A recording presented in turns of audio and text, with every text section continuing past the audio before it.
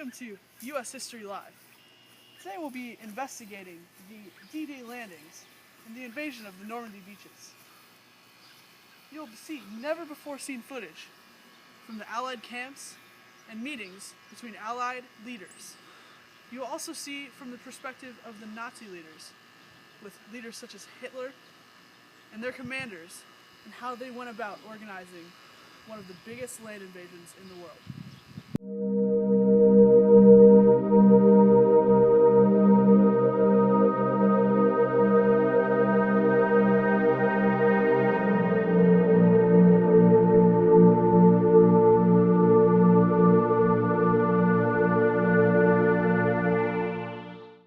We began today's episode with footage from a meeting between Allied leaders Joseph Stalin of the Soviet Union, Franklin Delano Roosevelt of the United States, and Winston Churchill of Great Britain as they discussed the plans for opening a second front against the Nazis in Tehran, Iran in November of 1943.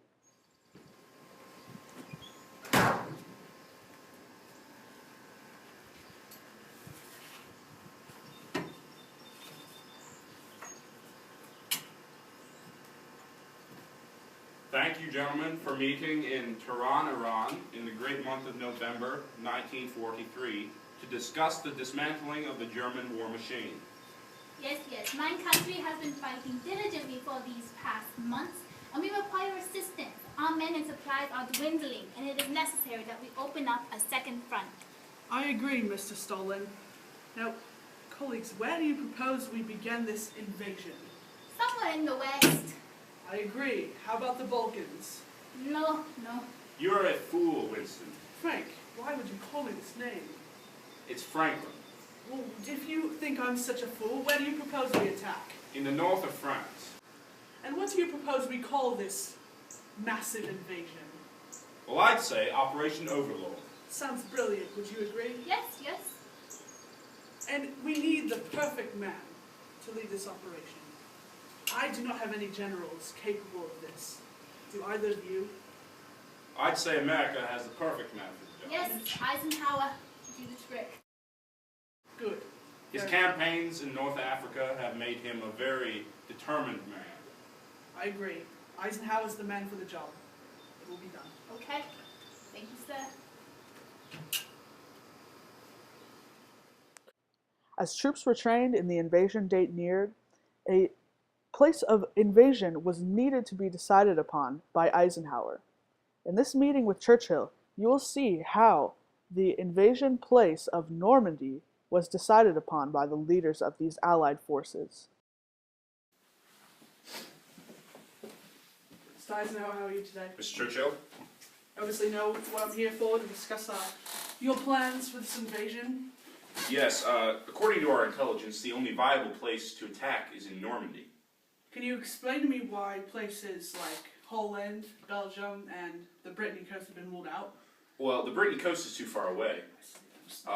Belgium has too strong currents, and the coast of Holland has been flooded for some time. I see. And what about the port town of Calais? I've heard rumors that the Germans are massing there. Is that why you're not using that? Because that is the shortest distance. They seem to think that if we were to attack, we would attack there, and that is why they're amassing a huge army. I see. So, you're being sneaky. Yes, quite. Sneaky. All right. Thank you, Mr. Eisenhower. Anytime, Mr. Winston.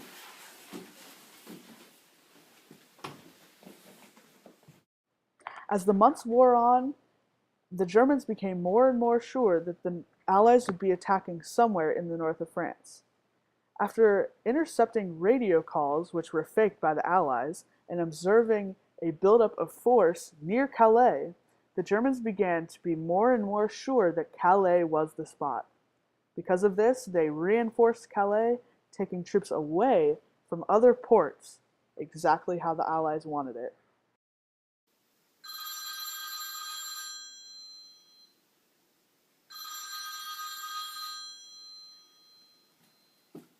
Here you go, Ozzy.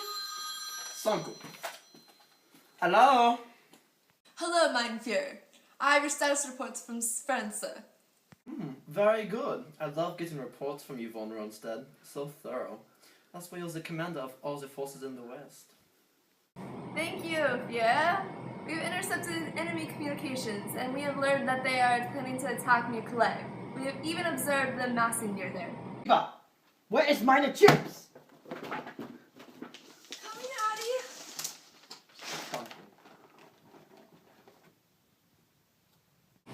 Mafia?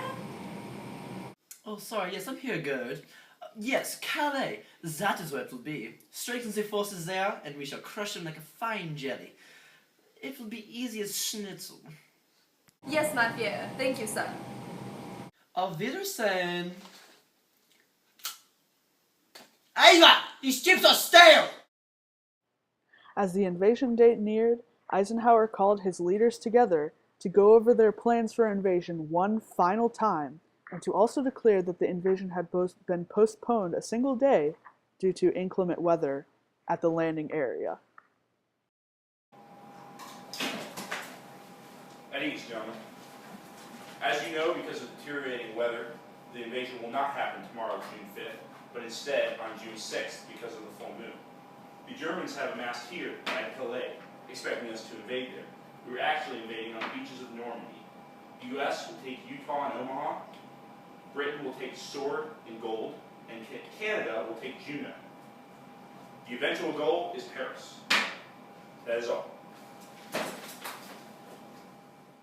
With final preparations made, the Supreme Allied Commander Eisenhower addressed the troops one last time before entering battle. Soldiers, sailors, and airmen of the Allied Expeditionary Force, you are about to embark upon the great crusade toward which we have striven these many months. The eyes of the world are upon you. The hopes and prayers of liberty-loving people everywhere march with you. In company with our brave allies and brothers in arms on other fronts, you will bring about the destruction of the German war machine, the elimination of Nazi tyranny over the oppressed peoples of Europe, and security for ourselves in a free world. Your task will not be an easy one. Your enemy is well-trained, well-equipped, and battle-hardened. He will fight savagely. But this is the year 1944. Much has happened since the Nazi triumphs of 1940-41. The United Nations have inflicted upon the Germans great defeats in open battle, man to man. Our air offensive has seriously reduced their strength in the air and their capacity to wage war on the ground. Our home fronts have given us an overwhelming superiority in weapons and munitions of war, and placed at our disposal great reserves of trained fighting men. The tide has turned. The free men of the world are marching together to victory. I have full confidence in your courage, devotion to duty, and skill in battle. We will accept nothing less than full victory. Good luck, and let us all beseech the blessing of Almighty God upon this great and noble undertaking. With Eisenhower's words ringing in their ears, the troops of the Allied forces eventually were victorious, breaking through the German lines to the dismay of the Nazi leaders and to the extreme joy of all those who loved freedom and liberty throughout the world. I just love Winston Churchill.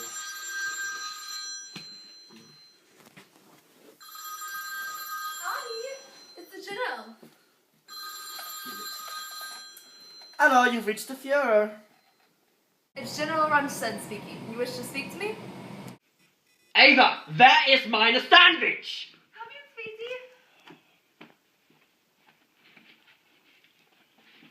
sweetie. Yeah, are you there? Yes, I am here. I heard the wild rumors of an attack on Normandy.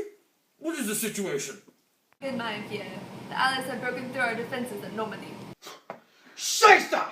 How could you let this happen? You will pay for this mistake, Gerd, but that is for another time. What are our losses?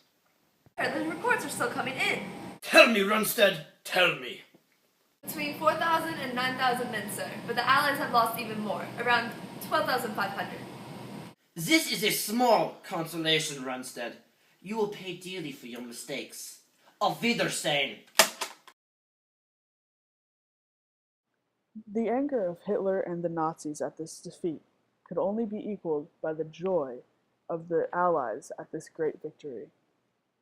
The sacrifice of these many young men and their lives to free this 50-mile strip of beach allowed the Allies to continue on in their quest for Berlin. Had it not been for these brave souls, there would have been no victory in Europe. Britain may have fallen, and more could have happened to sink the free world deeper and deeper into a communist reign. Today, on the very ground they helped to free, the brave men and women of the Allied forces are remembered for that bravery, courage, and valor at the Normandy American Cemetery and Memorial, along with many other museums and monuments along the beach. These monuments and white crosses signify and pay tribute to those who gave the greatest sacrifice, those who gave their lives to preserve liberty and freedom, and died and are buried at Normandy. Thank you for tuning in to U.S. History Live. Join us again next time when we investigate another event from the past.